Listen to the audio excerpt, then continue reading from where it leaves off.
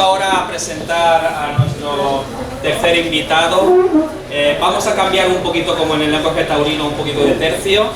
Pasamos de la filmografía y del mundo del cine y también del mundo de Miyazaki a también, digamos, una parte plástica, digamos, dentro de las artes plásticas, pero en este caso nos retrotraemos un poco al periodo Edo para hablar de la figura del gran famoso de la estampa japonesa, Ukiyo-e Hokusai. Brevísimamente presento a David Almazán. Él es profesor en la Universidad de Zaragoza desde 1998 en el Departamento de Historia del Arte, y actualmente es coordinador del título de grado en Historia del Arte, ¿correcto? Y imparte clases, por supuesto, de arte de Asia Oriental. Es también profesor del máster de estudios avanzados en Historia del Arte y el máster propio en estudios japoneses de esta misma institución, de la Universidad de Zaragoza. Y también es académico de la Real Academia de Bellas Artes de Santa Isabel de Hungría de Sevilla, en Andalucía. Muy bien. Tiene una extensa bibliografía, pero quizá que es relevante para la temática de la conferencia de esta noche es su publicación del año 2017, Hokusai, Manual de Dibujo Abreviado, que quizás sea el trabajo más cercano o más vinculado con la presentación de esta noche. Pues nada más, va a hablar sobre Hokusai, el personaje maestro de estampa Ukiyo-e.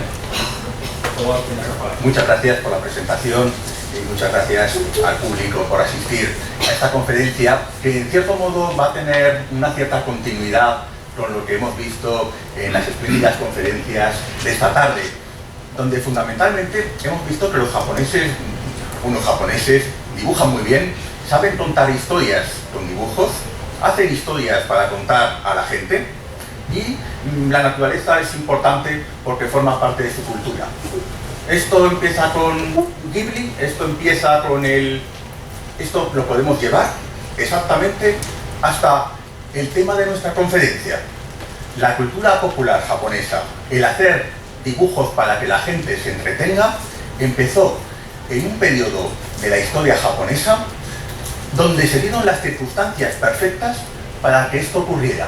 Y en ese mundo, en el siglo XVII, XVIII, XIX, surge una cultura cuyo máximo representante en el arte es Hokusai, un dibujante excepcional que fue muy influyente.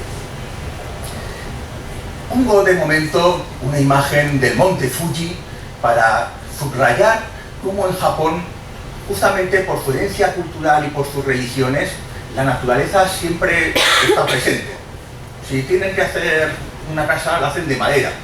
Si hacen algo, lo hacen con materiales naturales. Y tienen un amor por la naturaleza que todavía hoy se refleja en el Japón ultramoderno y de los robots. Cuando llegue la primavera y el hanami, sacarán sus cámaras para hacer fotos a los pétalos en flor, como hacían los poetas, no hacer las fotos, sino escribir un poema, cuando veían lo mismo hace 1000 años. Este Japón se basa sobre todo en dos fundamentos o dos pilares religiosos, como bien se ha dicho: el shintoísmo, que no tenía arte, por así decirlo. Las catedrales del shintoísmo son la naturaleza, los bosques, la montaña, el lago, pero también muy importante la llegada del budismo, que es lo que le dio una tradición artística, figurativa, una tradición arquitectónica. Lo interesante de Japón es que una religión no destruyó a la otra, ambas se enriquecieron. Esto es distinto a nuestra historia. Aquí, si tenemos una época musulmana, luego viene una cristiana, pero sería impensable que una persona fuese a la vez musulmán y cristiano. No es posible, hay que elegir. Pero en Japón no. En Japón, tu boda será por el rito sintoísta y tu funeral será posiblemente por el rito budista, y esto no supone una contradicción. Y dentro del mismo recinto puedes, digamos, encontrarte un santuario y un templo budista. Así llegamos a un periodo concreto. No voy a dar muchas fechas y no se asuste el público más joven con esta conferencia sobre el mundo viejuno japonés. Los temas que vamos a ver realmente son claves para comprender el Japón actual. Y el periodo Edo supuso, por un lado, la unificación de Japón, la unificación política. Japón hoy es un país. ¿Desde cuándo no son muchos países sino un gran país organizado políticamente? En cierto modo, desde el periodo Edo. También este nombre, Edo, es el antiguo nombre que tenía la ciudad de Tokio, que hoy es la capital de Japón, pero que empezó a serlo justamente en este momento, a principios del siglo XVII, cuando unos militares, los Tokugawa, que van a gobernar durante todo este tiempo, deciden por cuestiones estratégicas llevar la capital a un poblado de pescadores sin apenas gente, que se va a convertir en lo que es hoy, en una de las ciudades más importantes y pobladas del mundo. Pero esto, una ciudad importante y muy poblada, ya lo era en el siglo XVII. Vamos a hacer también referencia a algunos términos japoneses. Ukiyo-e significa grabado japonés, pero literalmente significa mundo flotante. Mundo flotante es el mundo del ocio. Aquí vemos una escena de la vida cotidiana de esta ciudad. En el siglo XVIII tenía 1 millón de habitantes. 1 millón de habitantes. Y que básicamente ya tenía la extensión del área metropolitana que hoy tiene Tokio. Esta sociedad que vemos fluir por las calles tiene una cultura urbana. No todo el mundo vivía en ciudades. En la mayoría de la gente de la edad moderna vivía en el mundo rural. Pero aquí Japón se urbaniza. Otras grandes ciudades son Osaka, Nagoya, Kyoto, por supuesto. Y la sociedad aquí sí que tiene algunas diferencias con la sociedad actual. El mundo no se dividía exactamente en ricos y pobres, sino que la pirámide social japonesa estaba muy marcada, casi como con castas, de las que no podía salir. Arriba de todo, los samuráis, que tenían absolutamente el monopolio de todo el poder. Pero la gente que vivía en la ciudad, había también samuráis, pero fundamentalmente eran artesanos y comerciantes, lo que hoy llamaríamos clases medias, lo que hoy llamaríamos gente normal. No es que los samuráis no fuesen normales, pero tenían otras aspiraciones. Aspiraban a gobernar, se quitaban la vida si fracasaban. Esta gente tenía como único objetivo en la vida vivir lo mejor posible. La expresión mundo flotante se la inventó un escritor que dijo que la vida era como una calabaza flotando por un río. La vida de estos ciudadanos era un poco así. No tenían un control absoluto de su vida. Aquí, por ejemplo, si alguien gana mucho dinero, se puede construir una casa en la parte de la ciudad que quiera, se puede vestir con la ropa que quiera y, por supuesto, nadie le va a decir nada, lo ha pagado. Pero el mejor comerciante que ganase mucho dinero iba a ser siempre un chonin, un habitante de la ciudad. Nunca iba a ascender a la casta de los privilegiados. Un actor de Hollywood se hace en la mejor mansión. Un actor de la época, no de cine, claro, sino de teatro kabuki, podía ser millonario, pero no le dejaban construirse una gran casa, se la tiraban abajo. Eso era ostentar demasiado. Cada uno tenía un código de conducta que debía llevar.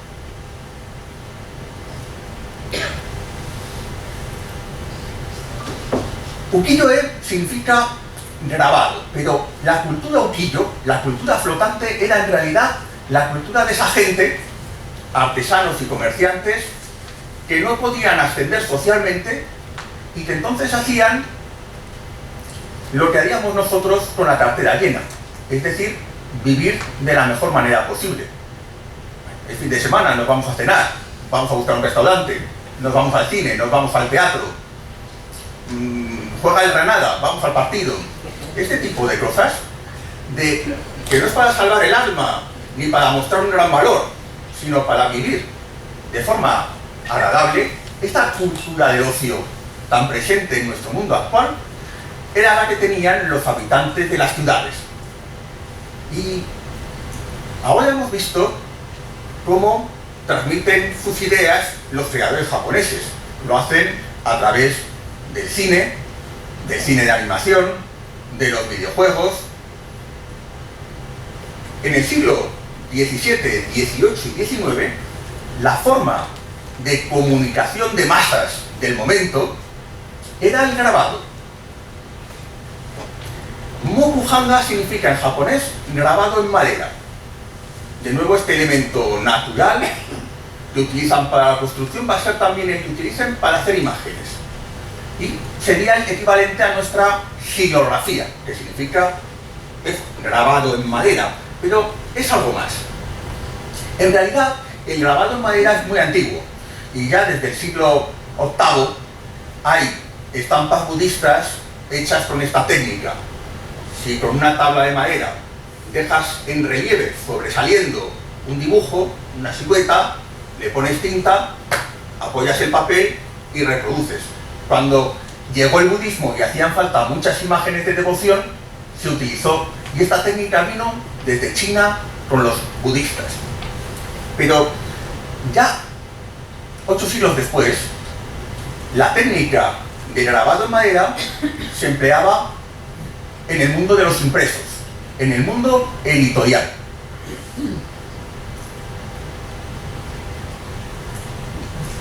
Hay también un gran parecido entre la sociedad japonesa que vivía en ciudades en la edad moderna y nosotros ahora. Y es que la mayoría, casi todos, sabemos leer y escribir. Los japoneses leían y escribían. Eso hizo que no el ministerio, sino empresarios, para ganar dinero, editaran libros para que la gente los leyera. Aquí estamos viendo una lectora disfrutando de una novela. La técnica para hacer libros impresos era la misma que la xilografía para hacer imágenes. Nosotros tenemos la imprenta, pero porque tenemos 24 letras, así cualquiera. Otras 24 mayúsculas y otras minúsculas. Si tienes que componer un texto, vas a la caja y vas cogiendo las letras. Pero ¿cuántas letras tiene el japonés? Pues cientos, miles. Ese sistema no les servía. Realmente tallaban el texto completamente entero, pero invertido, para que luego en la estampación se viese bien cada una de las letras. Es decir, que todos los textos que estamos viendo, el grabador, igual que hizo el dibujo, lo talló. Gracias a esta tecnología tan sencilla, que consiste en un trozo de madera, un cuchillo, buen papel y buenas tintas, pero eso es la naturaleza. Eso sí, la mejor madera para hacer esas planchas, el mejor acero para hacer un cuchillo bien afilado, que te permite hacer el pelo de una ceja en el dibujo. Esto está tallado. El mejor papel, el washi, que todavía hoy es valorado en Japón por su enorme calidad. Y Japón, que es el país de las flores, de los tintes vegetales, tenían muchos colores, y por supuesto la tinta. Bien, pues los japoneses comenzaron a hacer libros para ganar dinero. Y si tenéis que montar una librería, ¿qué preferís hacerla? ¿En un pueblo de analfabetos o en la mayor ciudad del mundo, donde todos saben leer y escribir y te van a pasar por la calle cientos de miles de personas? Pues ese es el lugar. Tokio, Edo, era el lugar para que el negocio editorial fuese muy rentable. Y ahora puestos a elegir, si hay que comprar novela, ¿os gustaría con dibujos o sin dibujos? Los ilustradores se dieron cuenta que para hacer más atractiva y más comercial sus publicaciones, pagar a los artistas para que ilustraran parte, como eran los manga, parte de esas historias que se contaban, era rentable. Al principio los dibujos eran escasos y ocupaban un espacio pequeño, pero cada vez fueron ganando más protagonismo. Y al final se hicieron libros y también estampas sueltas solamente con los dibujos, donde el texto ya era un acompañamiento. Pero hay algo más en estos grabados japoneses. Es el color. Claro, ¿qué preferís? ¿Imágenes en blanco y negro o en color? En la fotografía, en el cine, los japoneses también. Y tuvieron color desde el siglo XVIII. Desde 1765, cuando hacían estampas, no había un pintor que con un pincel habilidosamente coloreara el kimono, el pelo. Salían así del taller, salían así de imprenta. A esa técnica de grabados en color se le denomina Nishiki-e. Este es el último tecnicismo de nuestra presentación. ¿Dónde está el secreto del Nishiki-e? ¿Cómo se pueden hacer estampas en color con esta tecnología? Un trozo de madera, un cuchillo, un papel y tintas vegetales. El truco estaba en el talento y en la especialización de cada fase del trabajo. Y en una novedad que consistió en no utilizar un solo bloque de madera para hacer la imagen, sino combinar varios bloques de madera que encajaban perfectamente, donde un grabador dejaba en relieve un determinado color. Así que para una estampa que tenía el kimono rojo, pero un adorno azul, hacía falta una plancha donde solo estuviese lo rojo sobresaliendo, otra plancha donde solo hiciese falta destacar la parte azul y, por supuesto, el bloque principal, que es el dibujo en negro con el contorno de todas las figuras. ¿Cuántas planchas tenían? Muchísimas. Podía ser una docena, 15, hasta 22, con otros efectos. O más sencillas, con 6 o 7 se conseguían también efectos. ¿Quién decidía todo esto? Era como el cine, el productor. En este negocio había un editor, que era el que ganaba el dinero, y contrataba al artista, al grabador y al estampador, que luego iba a poner color en cada una de estas planchas e iba a hacer las copias para venderlas. Esto nadie pensó que acabaría en un museo ni en una conferencia de arte, pero algunas de las imágenes más famosas del arte japonés, posiblemente esta sea la imagen más famosa, esto se podía comprar en la época por el precio de salir a tomar 3 cervecillas esta tarde. Es decir, cualquiera podía comprarse esto sin más. Nadie lo enmarcaba. Te lo ponías con una chincheta, igual que hoy te pones un calendario o un póster. Era un arte realmente popular. Pero fijaos qué sofisticación, fijaos qué detalles, hasta la espuma de una ola, con esta tecnología tan sencilla que hemos explicado. Aquí vemos un taller, y hay distintos trabajadores pues copiando el dibujo, haciendo las copias. En general, todos estos artistas vivían al día y no ganaban grandes sumas de dinero. Si vendían mucho, entonces iban ganando más y tenían más encargos, pero todos murieron pobres. Hokusai, el artista de la granola, murió pobre. Ganaba más o menos lo mismo el grabador, que estaba especializado en el dibujo que hacía el artista, pasarlo a las tablas de madera. No lo hacía la misma persona, había alguien especializado en ello. Y el que ya no ganaba casi nada era el estampador, que hacía cuantas más copias a la hora mejor para vender más. ¿Y cuántas se hacían? Nuestros grabados se enumeran y son ediciones limitadas, pero estos trataban de vender cuantas más mejor. Y mientras eran comerciales, se publicaban y se vendían. Se vendían no en galerías de arte, sino en librerías, en kioscos, en espacios especializados.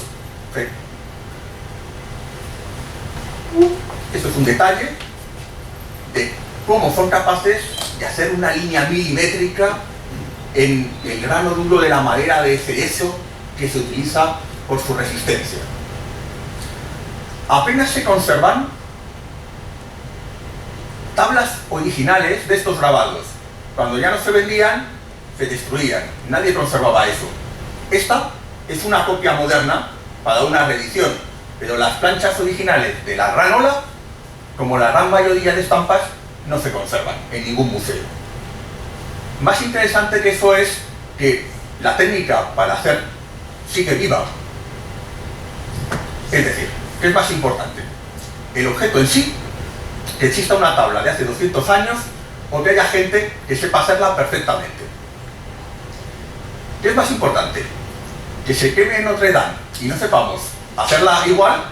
¿O que haya unos japoneses ahora, unos franceses ahora, que con las mismas técnicas en unos meses te la hiciesen igual?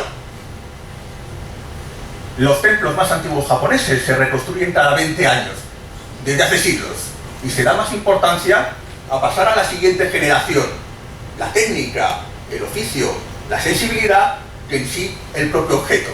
Por eso los japoneses valoran también mucho las estampas que se reeditan ahora. Dicen, esto se acerca más al original, aunque por supuesto nuestros museos lo que quieren son las copias originales y antiguas. Bien, hechas estas explicaciones, voy a explicar a continuación básicamente en qué consistían los temas de estas estampas, para destacar que nuestro artista, Hokusai, fue muy brillante en todos ellos. En realidad, ¿qué hay en nuestros impresos? Pues cosas muy parecidas. Ahora puede haber actrices, modelos, ese tipo de tema, mujeres hermosas, era el que mejor se vendía. Y los editores encargaban a los artistas que pintaran bijin, mujeres hermosas.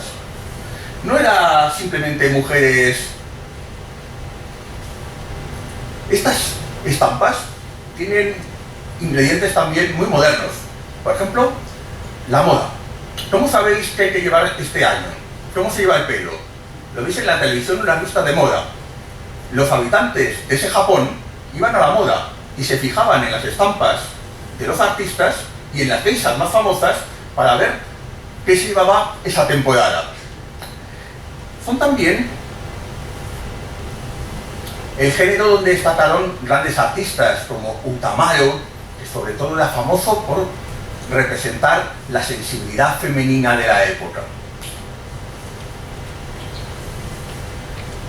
Estas estampas mostraban la vida cotidiana. Mirad, si vamos al Museo del Prado, veremos que los grandes artistas, cuando han pintado cuadros importantes, han tenido que poner un tema importante. La familia del rey no sé qué, la batalla de no sé cuántos, la Sagrada Familia, Cristo en la cruz. Nadie pinta. Velázquez no pintó a una mujer pusiendo mientras su bebé juega. ¿Quién pagaba ese cuadro? Nadie, porque antes pagaba o la iglesia, o eras pintor de cámara, o el noble, pero aquí, ¿quién pagaba? Pagaba a la gente normal, y a la gente normal le gustaba la vida que llevaban. Esto no es ninguna famosa, es simplemente una madre que está cosiendo. Fijaos, de todas formas, en la belleza de la escena, con la transparencia, con esta técnica de silografía de esta tela. Fijaos también cómo colocan un fondo neutro para destacar más la figura. Esto no lo hacían nuestros pintores. A nuestros pintores, si no pintaban el fondo, no les pagaban. Pero esto resulta muy moderno. Estamos ya familiarizados estas imágenes por los carteles, por la publicidad. Todo eso lo aprendimos de los japoneses cuando vimos estas estampas. Es lo que se denomina japonismo. Bien, pues Hokusai, por ejemplo, pintó muchas veces bijin. Y es un artista también muy destacado en pintar la vida cotidiana de las mujeres de la época. Se pintaba a tantas mujeres porque cuando se creó la ciudad, en el siglo XVII, se fueron allí a vivir los samuráis, los guerreros y artesanos de otras ciudades que dejaban a sus familias, y la descompensación de hombres y mujeres era muy grande. No había un 50%, 50%. Hubo un momento de 90-10, otro de 80-20, poco a poco se fueron acercando. Quiero decir que mucha gente solo veía mujeres en pintura. Por eso el género directamente de la pornografía era muy rentable y los editores se dieron cuenta que vendían muy bien dibujos eróticos. Todos los grandes artistas de la estampa japonesa realizaron estampas eróticas. Tienen algunas características, pero me voy a limitar a dos. Una, que apenas aparece el desnudo, aunque se muestran siempre los genitales, muchas veces de forma exagerada y con todo tipo de escenas, pero suele ser también un repertorio de kimonos entremezclados. Y la segunda es que tenían una desbordante imaginación, y todo lo que puedan imaginar está en el Zunga, está en el grabado erótico japonés. Nada, ninguna página de hentai les va a sorprender si han recorrido el arte del erótico del siglo XVIII-XIX. Y como ejemplo, muy rápidamente, una de las más famosas escenas de Hokusai nos muestra esta escena del pulpo, bueno, de los dos pulpos con esta pescadora. Bien, paso esto por si hay público infantil en la sala. Pero el siguiente gran tema de nuestro arte popular era el teatro kabuki, que era como el cine de Hollywood de ahora. Es decir, que había gente fan de los actores, pero fan hasta qué extremo. Una vez el dueño de un teatro se le ocurrió vender el agua en la que se había bañado la estrella del momento, y la gente compró el frasquito de agua como si fuesen los Beatles después de un concierto, ¿eh? Ese fenómeno fans existía en la época, y estos actores eran tremendamente populares. Pero de nuevo, ¿cómo sabes quién es famoso?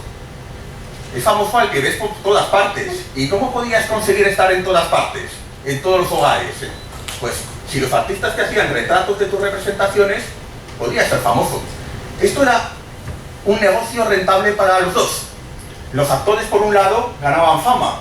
Sus fans los seguían más de cerca. Y los artistas tenían un negocio que nunca fracasaba. ¿Por qué? Porque mostrabas a los actores del momento en la representación de moda. Aquí vemos a Haraku, que se especializó en este género. Este otro se llama Kunisada. Kunisada hizo a lo largo de su vida 30.000 estampas diferentes, 30.000 obras. ¿Significa esto que tuvo larga vida y salud? Pero que le pagaban poco, es decir, que no pudo hacer 3.000 y retirarse. Y vivió bien, y era de los que mejor vivían, pero gracias a que, bueno, este sí que reutilizaba materiales. Si la misma imagen te la podía colar 5 años después, cambiaba el kimono y lo hacía. Pero al público le encantaba la forma en que representaba a los actores. Bueno, hay algunos detalles curiosos. Estos ojos vistos, por ejemplo, no es que sean vistos los actores, pero como no había primeros planos, en las obras de teatro, en el momento estelar, el actor se quedaba como congelado unos segundos y ponía los ojos vistos, y en ese momento es cuando se aplaudía, se gritaba el nombre del artista, y entonces era el momento elegido para la representación en estos retratos. Es, digamos, el momento estelar. Hokusai también hizo estas estampas. De hecho, de joven se ganaba la vida con estampas de actores de teatro, porque era un género que se vendía muchísimo, insisto, muy comercial. Estoy hablando siempre de actores, porque en esto no había actrices. Cuando vemos bijin y geishas es otro género, pero sobre los escenarios solamente actuaban hombres. Esto es por los Tokugawa, por los militares. Al principio había mujeres, de hecho el kabuki lo inventó una mujer. Pero había peleas después de las representaciones por proteger a la actriz principal, y desenvainaban la espada y se mataban y todo esto. Así que el gobierno hizo un decreto: a partir de ahora los papeles femeninos los harán actores jóvenes.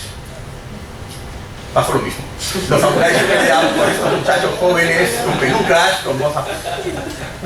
Decreto nuevo: hombres pero mayores. Y desde entonces hasta ahora, los onnagata, que así se llaman, si queréis saber si admiráis a un onnagata o a una bella geisha, os debéis fijar en algunos detalles en la estampa, como este pañuelo que llevan en la cabeza. Si llevan el pañuelo, son actores. Si no lo llevan, son gays. Bien, además de mujeres hermosas y actores de teatro famosísimos, también la gente buscaba entretenimiento, igual que en nuestro cine de acción o de aventura o de western, con escenas de violencia, de venganza, de acción. Allí los samuráis se tomaban como modelo no de virtud, sino por sus hazañas. Por ejemplo, Hokusai también representó las más famosas historias de samurái de su momento. Esta es la de los 47 capitanes, o 47 ronin, o 47 samuráis, se ha llamado de muchas maneras. Cuenta una historia real, acontecida a principios del siglo XVIII. Una disputa entre dos señores y por una injusticia uno de ellos se tiene que suicidar, se tiene que hacer el seppuku o harakiri, como lo llamamos aquí.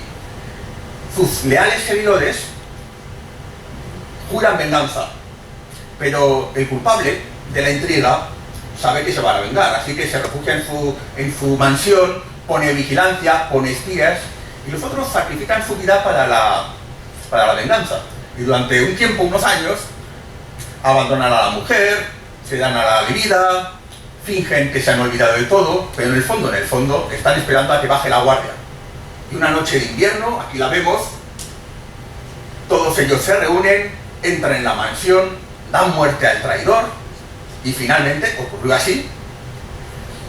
Todos ellos, menos el más joven, se suicidaron y se quitaron la vida.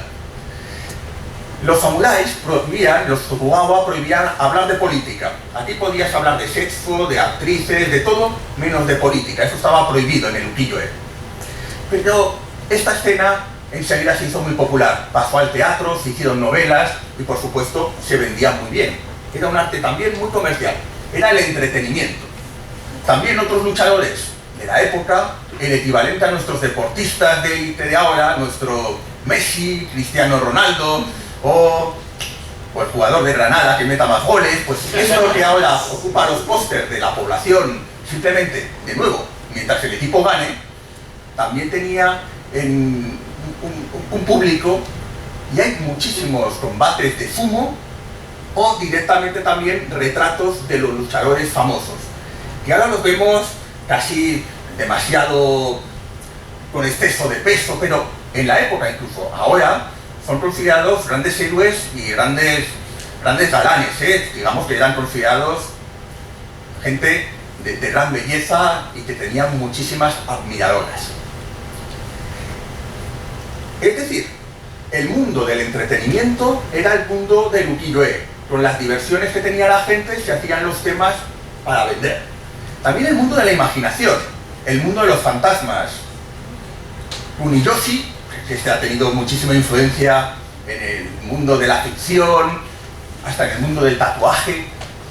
Hizo, por ejemplo, algunas etapas memorables, pero de nuevo también, Hokusai, también, en este campo es magnífico. Este cuenta la historia de Oiwa.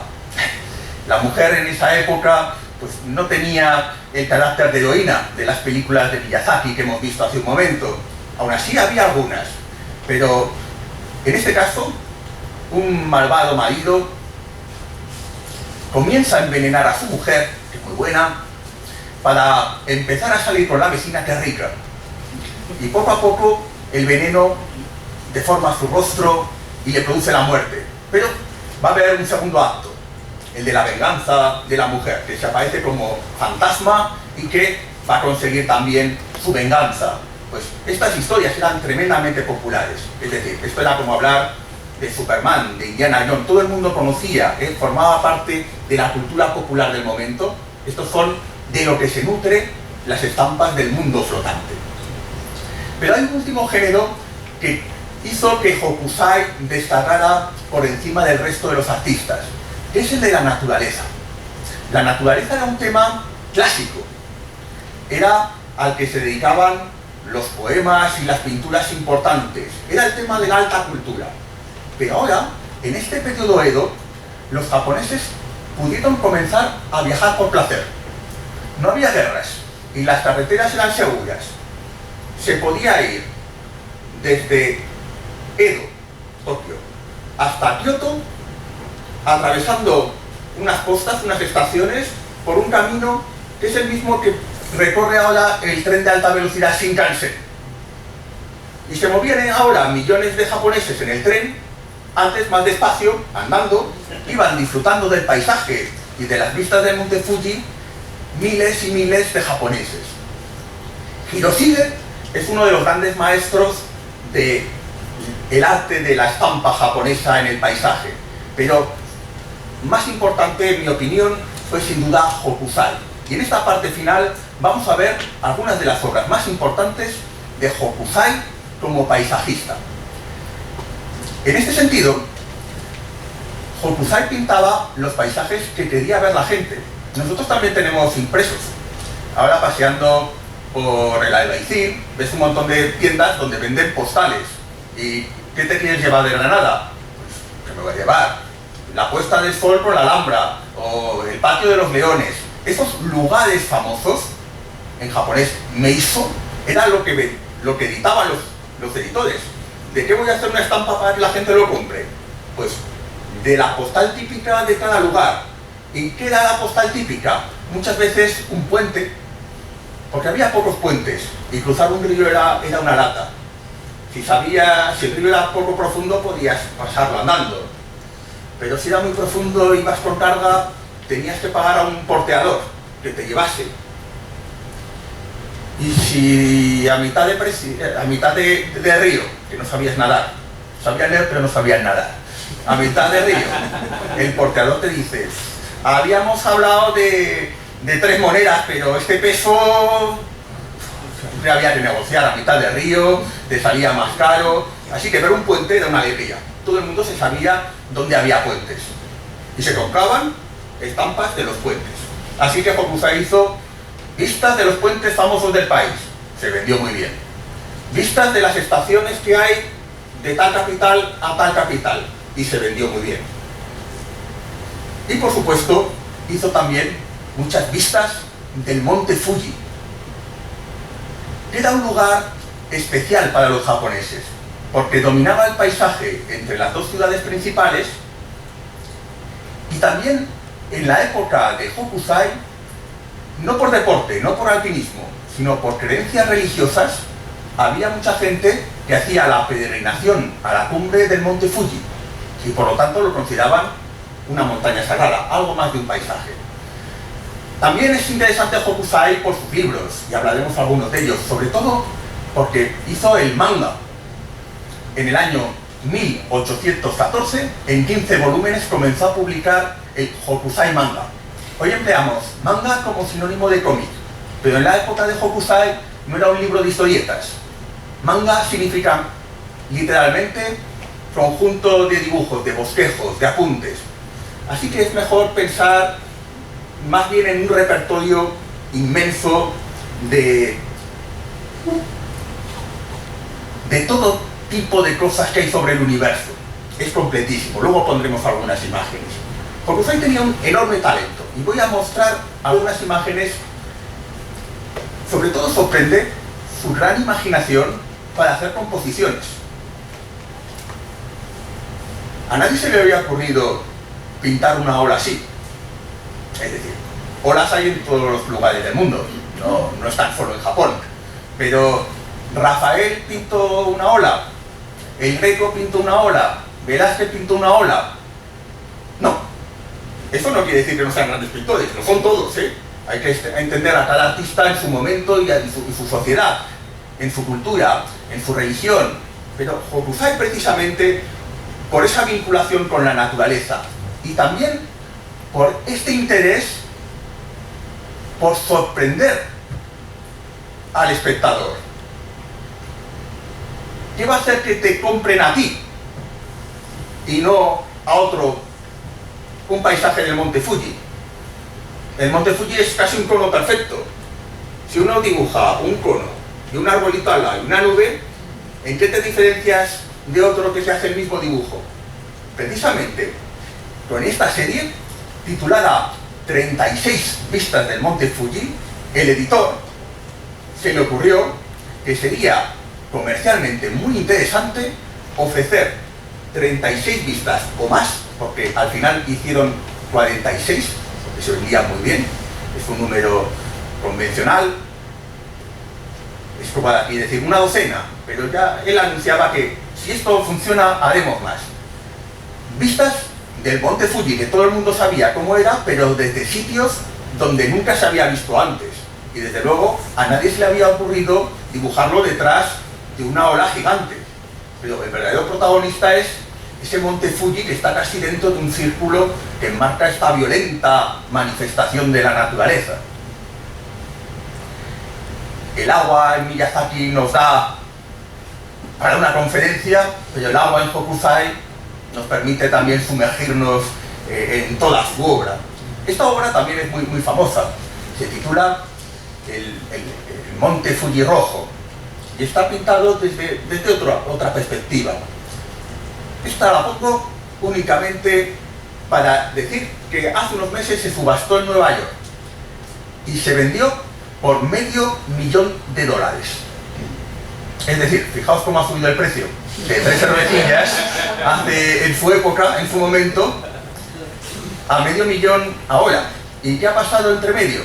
Pues que el ukiyo-e ha dejado de ser un impreso para colocarte con la chincheta y disfrutar un tiempo de una imagen que te resulta atractiva, a ser considerado una de las grandes manifestaciones de la cultura japonesa y Hokusai, concretamente, de ser un artista que trabajaba para las clases medias y bajas sin ningún prestigio social, a ser el máximo representante de la pintura japonesa.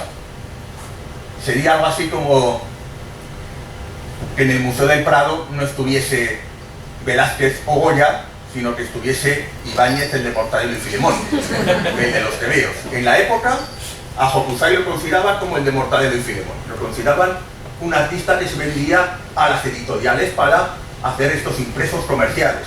Pero, aún así, aunque tenían ese carácter comercial, tanto desde el punto de vista técnico de la estampación como artístico de la composición, Hokusai es un artista con mayúscula, un artista que debe ser conocido no solo por los expertos o interesados en la cultura japonesa, sino simplemente por todas las personas amantes del arte y de la cultura en general.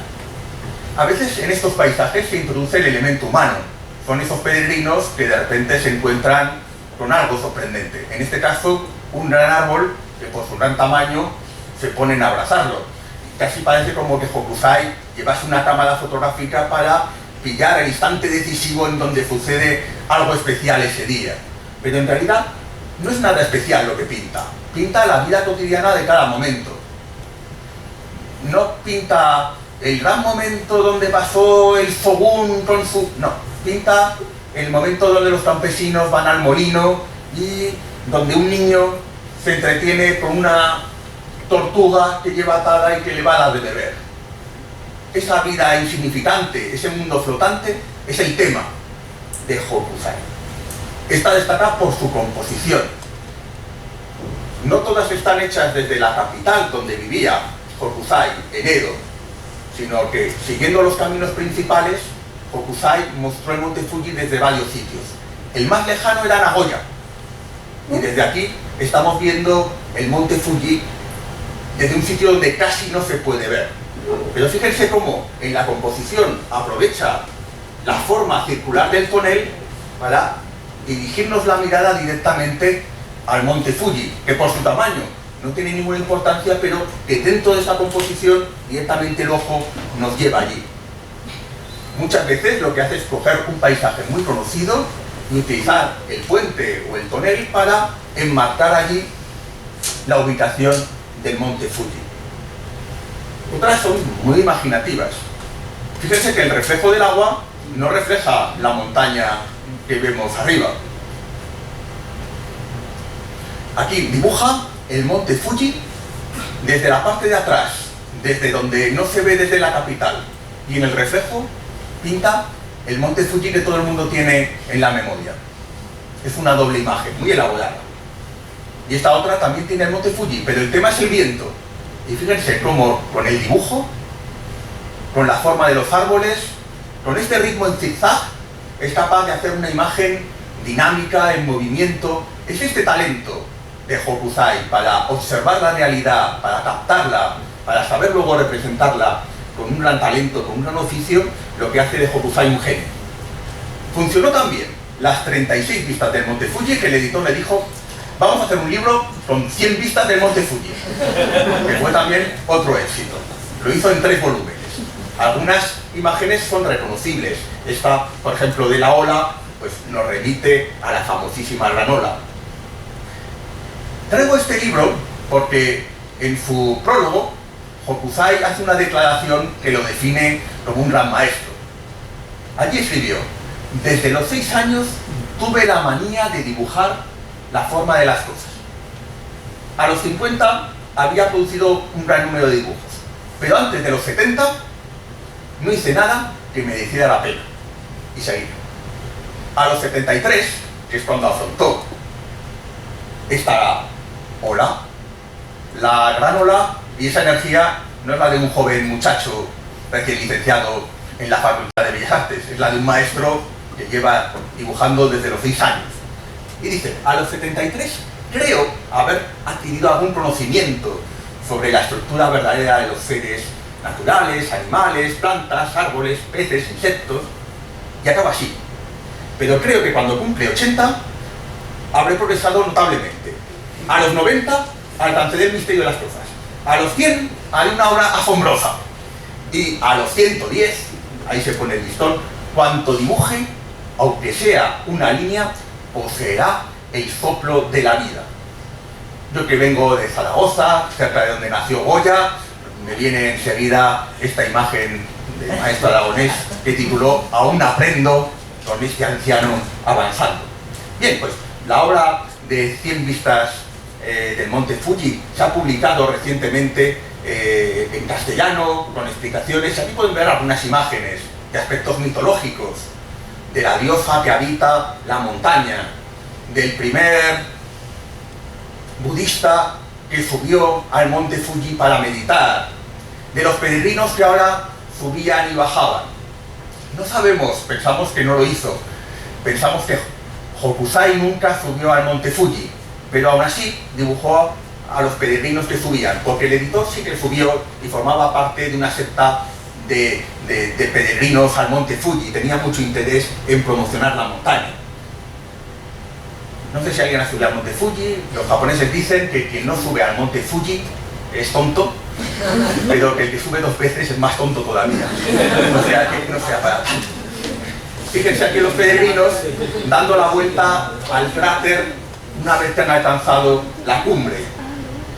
Aquí estamos viendo un momento histórico en el que la montaña creció y subió en montaña después de una erupción. Y fíjense el talento de Hokusai para romper la caja del libro y hacer sobresalir la montaña.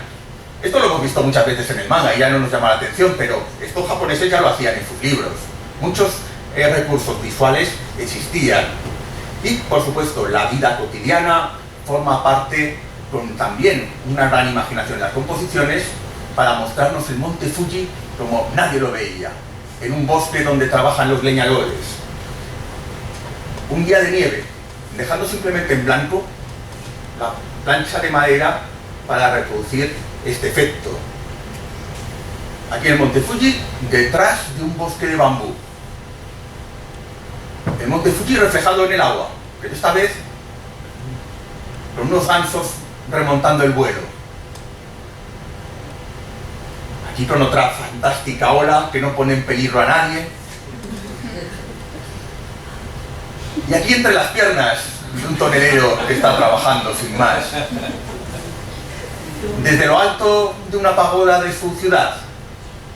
Desde detrás de la tela de la red de un pescador que la va a lanzar para pescar. Desde detrás de la tela de una araña.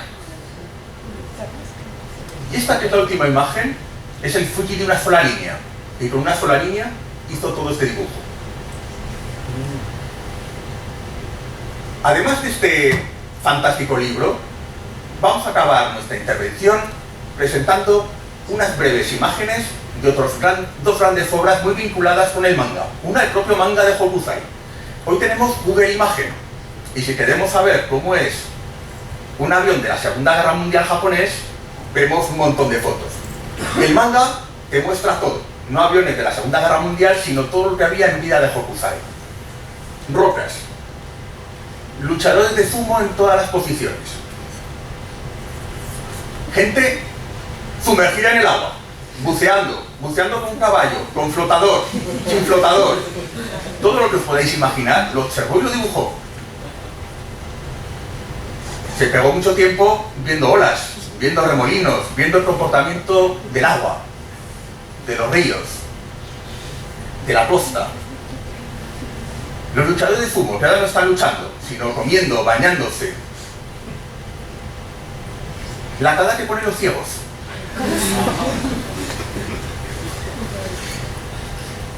La vida de sus vecinos, los sueños. Hizo otros libros también, ¿eh? Por ejemplo, ¿cómo sabemos bailar la Macarena? Hombre, vemos el vídeo y todo el mundo se aprende el viaje.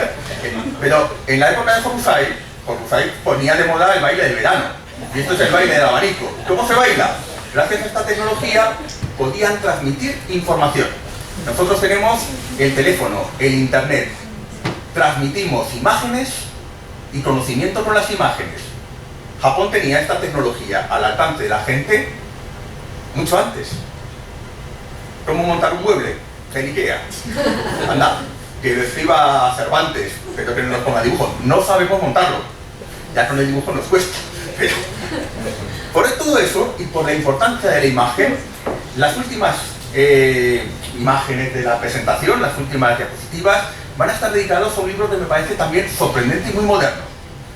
No me cabe duda de que, de nuevo, Goya, Velázquez, el Greco son grandes artistas, pero ninguno hizo un libro de aprende a pintar como Velázquez, para que la gente se lo comprase y pintara. Hokusai sí. Y en el año 1814, para que los aficionados aprendiesen a dibujar, hizo un manual de dibujo abreviado. Este libro consiste en lo siguiente: en colocar cualquier objeto y al lado su descomposición geométrica, de forma que con un compás y una regla y observando puedes dibujar cualquier cosa. Generalmente elige temas de naturaleza. Fíjense, por ejemplo, en esta doble página, un buey, un caballo,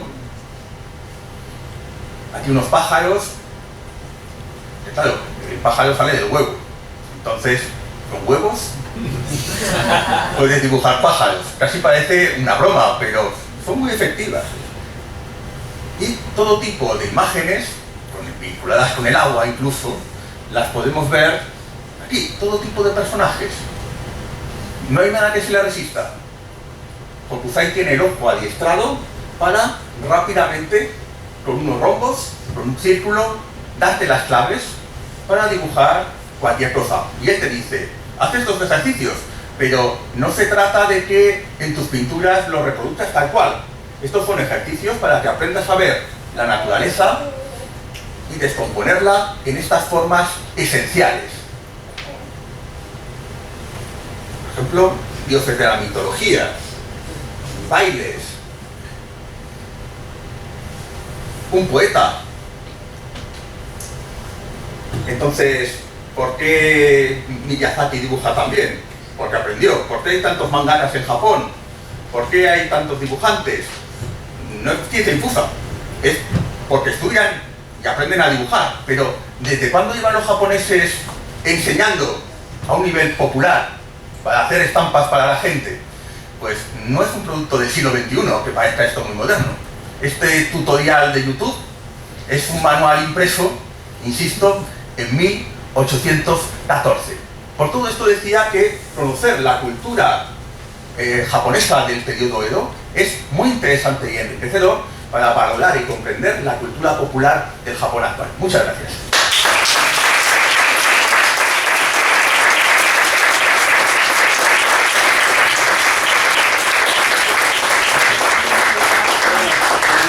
De otra manera, también interesantísimo la conferencia, en la charla de de David Almazán. ¿Alguna pregunta, algún comentario?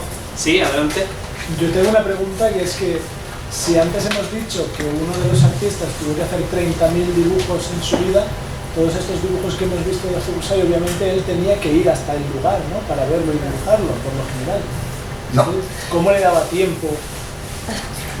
Hizo el viaje de una ciudad a otra, vio el Monte Fuji desde muchos sitios, pero otras veces recurría a libros impresos, recurría a otros libros y a otros paisajes y los interpretaba y los adaptaba a sus obras. Por ejemplo, hizo otra serie que tituló 1000 vistas del mar. Hizo 10, pero el título era 1000. En realidad hizo 10. Y una de ellas es el mar en Kyushu, la isla del sur, donde se está pescando una ballena. Lo más lejos que llegó fue hasta mitad de la isla. Jamás estuvo tan lejos de Edo. Pero otro artista de allí había hecho una estampa de la pesca de esa ballena, entonces, reutilizando ese material, el cortapega de hoy no lo hemos inventado. ¿Qué hace falta para hacer cortapega? Fundamentalmente, que haya muchas imágenes para poder hacerlo. Los japoneses tenían a su alcance muchas imágenes baratas de todo tipo de cosas. Igual que para nuestros artistas, su gabinete de grabados era una fuente básica para hacer las composiciones, pero eran caros. Los grabados aquí no eran grabados en madera, eran aguafuertes, eran piezas muy muy caras. No cualquier libro iba ilustrado, casi ningún libro llevaba ilustraciones, era carísimo. Además, iba con máquinas diferentes, hacía falta el tórculo, era un lío hacer aquí un libro ilustrado. Los japoneses tenían eso a su alcance, entonces el propio Hokusai se beneficiaba de esa cultura visual que tenía a su alrededor. Otra cosa respecto al éxito comercial, no me resisto a decirlo. Este artista se parece más al artista bohemio que lucha por la independencia de su arte, y Hokusai en realidad es algo atípico, porque así como el resto, si una cosa funcionaba, la repetían porque era muy comercial y les daba dinero, Hokusai, cuando ya tenía un gran renombre, cambiaba su propia firma, cambiaba su nombre, cambió casi un centenar de veces de firma. Imaginaos esto para el editor.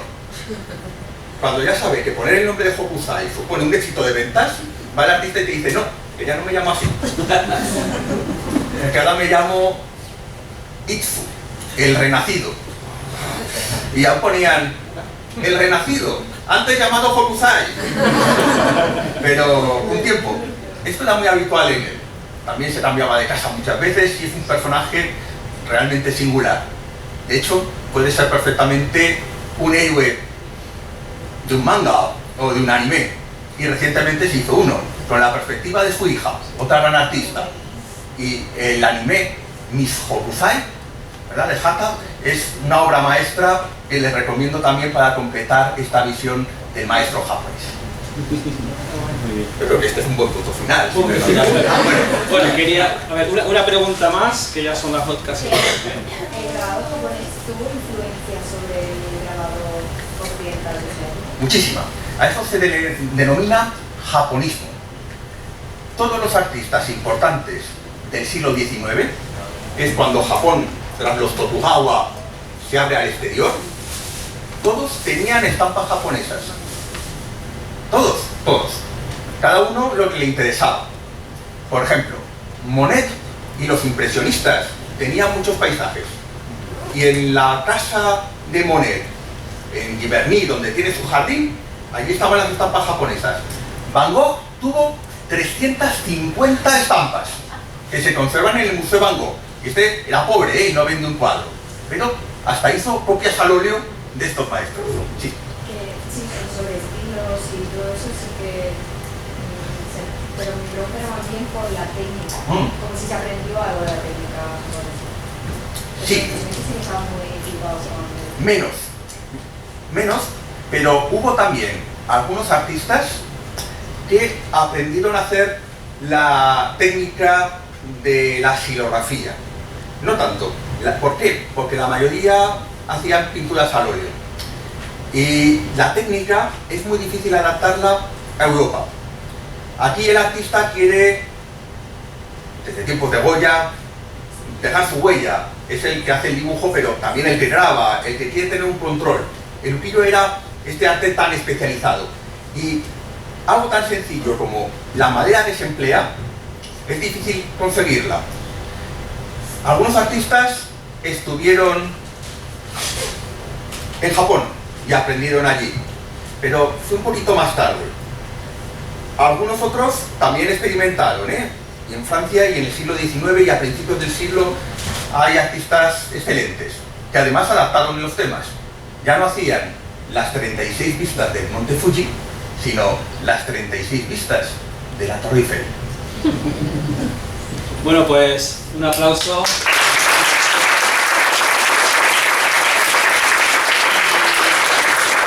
Simplemente para cerrar la sesión de esta tarde, aparte de dar las gracias a los tres conferenciantes, dar las gracias a vosotros por vuestra asistencia y recordar que mañana tenemos otras 5 sesiones más a partir de las 11 de la mañana, ¿verdad? No sé si Nacho nos puede... 11:30, si no recuerdo mal. ¿Sí? ¿No me acuerdo? No, 11:30. creo que es a las 11. No, por lo menos estaba publicado a las 11, ¿verdad? Pues entonces a las 11, gracias por A las 11 recordarme. de la mañana, 2 sesiones por la mañana y 3 por la tarde a partir de las 5. Sí. Al que estáis también invitados. Con eso ya, y con el Matsuri, sería el colofón para toda esta semana de eventos de la Semana de Japón. Pues nada, buenas noches y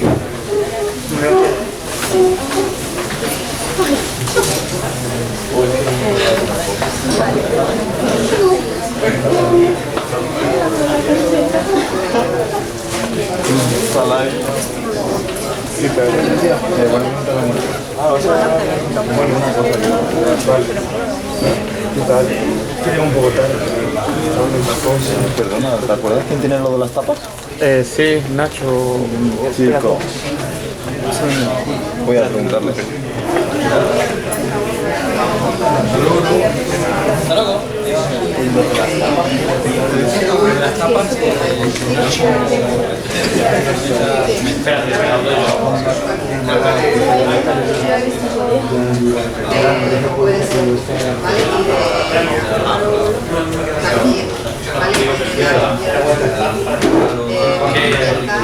La página web de japongranada.com tiene toda la ruta, ¿vale?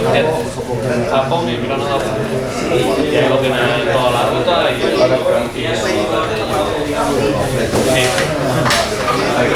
de nada. Sí, sí. ¿Alguna cosita?